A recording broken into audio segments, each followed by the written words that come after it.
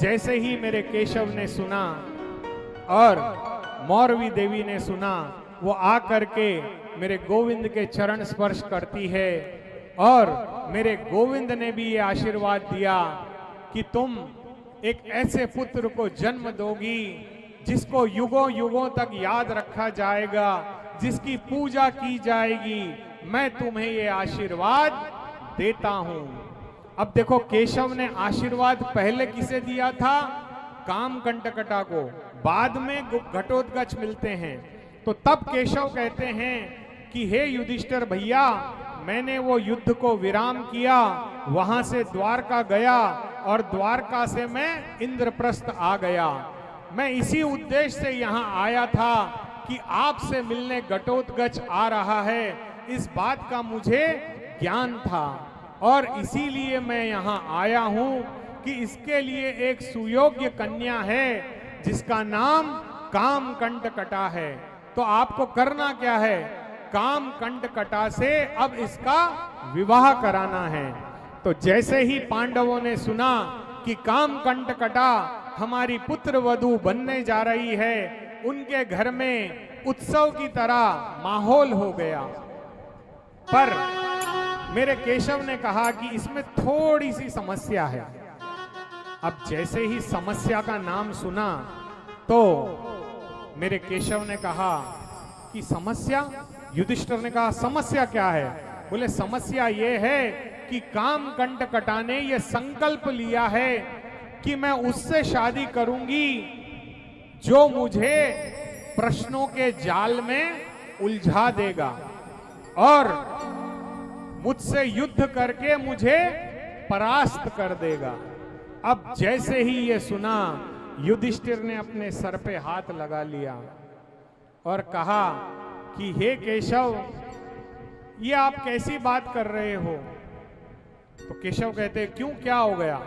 बोले घटोत्कच के पास बल तो है परंतु बुद्धि नहीं है, ये इतना चतुर नहीं है, ये तो भोला भाला है। अक्सर ऐसा होता है ना, हमारे पास कोई भोला भाला होता है तो हम उसका मजाक बनाते हैं, लेकिन कभी भोले भाले का मजाक मत बनाना, क्योंकि अगर कोई भोला भाला व्यक्ति तुम्हें मन से गाली दे देना तो उसका श्राप कभी खाली नहीं जाता।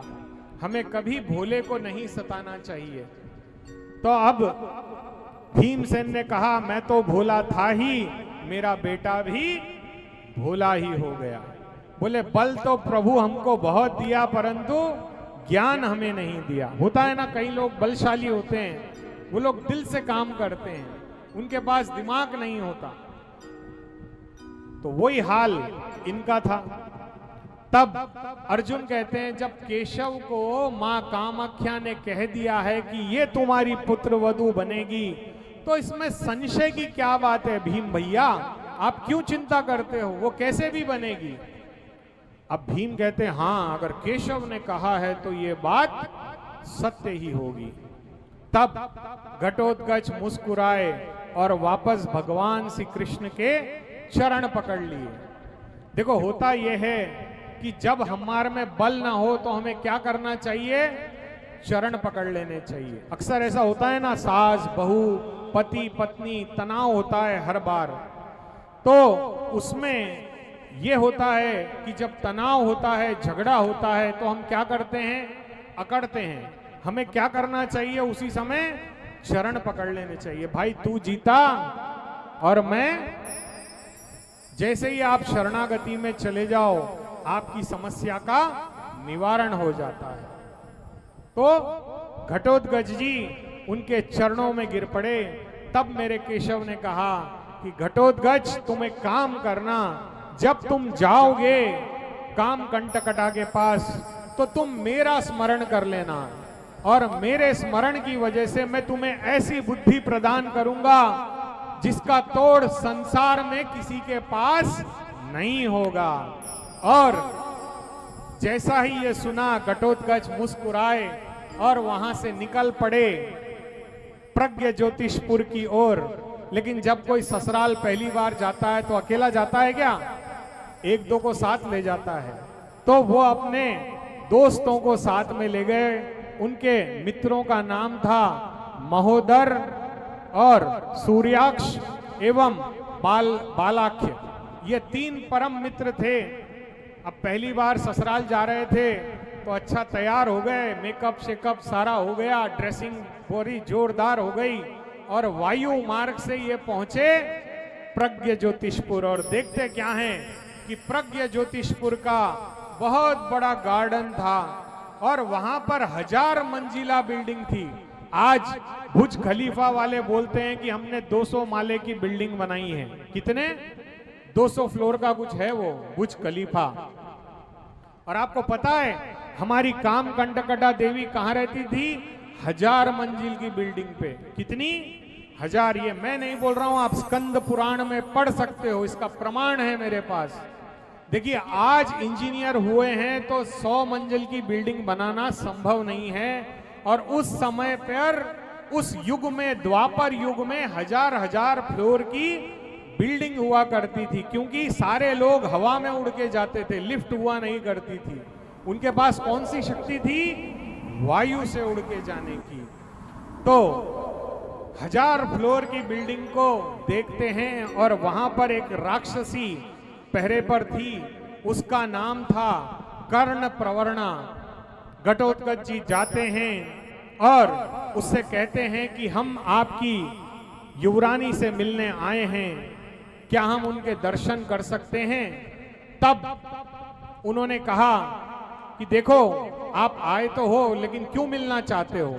तो बोले हमें विवाह करना है आपकी राजकुमारी से। तो बोले विवाह करने आए हो तो ये अस्त्र शस्त्र क्यों लेके आए हो? जब हम किसी के घर जाते हैं अस्त्र शस्त्र लेके जाते हैं क्या? नहीं, मिठाई का डब्बा ले जाते हैं। और तुम ये अस्त्र शस्त्र लेके आए हो, अपने मित्रों को भी साथ में लाए हो, युद्ध करना है क्या हमारी युवरानी से? तब घटोत्कच जी ने और उनके मित्रों ने अपने हथियार वहां रख दिए और कहा है कि हे कर्ण प्रवर्णा, तुम जाओ और उनको मेरा संदेश दे आओ।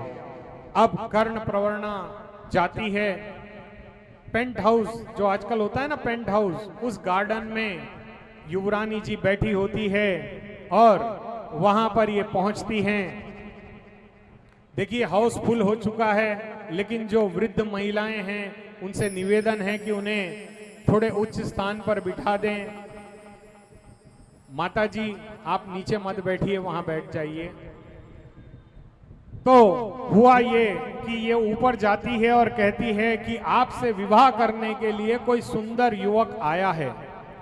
तब काम कंटकटा कहती है शायद वो वक्त आ गया होगा जिसका मां कामाख्या ने उल्लेख किया है। वो तुरंत कहती है कि जाओ तुम नीचे से उन्हें ऊपर ले आओ। अब वो नीचे जाती है और कहती है कि चलिए आपको हमारी युवरानी ने बुलाया है। अब जैसे ही ये चारों गए तो तुरंत उस दासी ने कहा कि ए सावधान, केवल तुम्हें बुलाया है, तुम्हारे मित्रों को नहीं। अब ये बेचारे अपने मित्रों के सामने इंसल्ट हो गई। अब क्या करें? चुपचाप जो है घटोत्कच जी जाते हैं वायु मार्ग से ऊपर और देखते ही होता है ना लट्टू हो गए, क्योंकि आशीर्वाद तो था कि ये बनेगी। किसने आशीर्वाद दिया? गोविंद ने। तो खुशी के मारे जब अपनी पत्नी को पहली बार देखा तो देखते ही रह गए। और जैसे ही काम कंटकटा ने देखा, वाह घटोत्कच जी हट्टे कट्टे पहलवान, एकदम सुंदर भुजाएं। देखिए रूप का ही वर्णन कर सकता हूं, लेकिन मुझे तो ऐसा लगता है जैसे घटोत्कच जी यहीं सुन रहे हो आज हमें। तो जैसे ही उन्होंने देखा और कहा कि क्यों यहां मरने आए हो, तो उन्होंने कहा नहीं नहीं, मैं तो आपसे विवाह करने आया हूं। तो तुम्हें पता है मेरी कंडीशन क्या है? हाँ मुझे पता है। तो ठीक है, मुझे निरुत्तर करो। अब उन्होंने कहा कि आपके मान लीजिए पड़ोस में एक लड़की थी, उसके एक पिता थे, उनकी जो पत्नी थी, उसके जो भाई थे, उसकी जो भाभी थी, उसके जो चाचा थे, उसकी जो पत्नी थी, उसका जो लड़का था, उसकी जो बहन थी, उसके जो ताऊ थे, उनकी जो ताई थी, उनका जो लड़का हुआ, वो मेरा क्या लगता है बताओ? अब कैसे इस जवाब को वो दे पाती, वो निरुत्तर हो गई। इतने में उसने याद आया कि मेरा खड्ग यहीं रखा है। वो खड्ग की ओर भागती है और मेरे घटोत्कच जी उसे पकड़ लेते हैं और जमीन पर लिटा देते हैं, उसके दोनों हाथ पकड़ लेते हैं। अब ये कहती है मुझे छोड़ो, मुझे छोड़ो।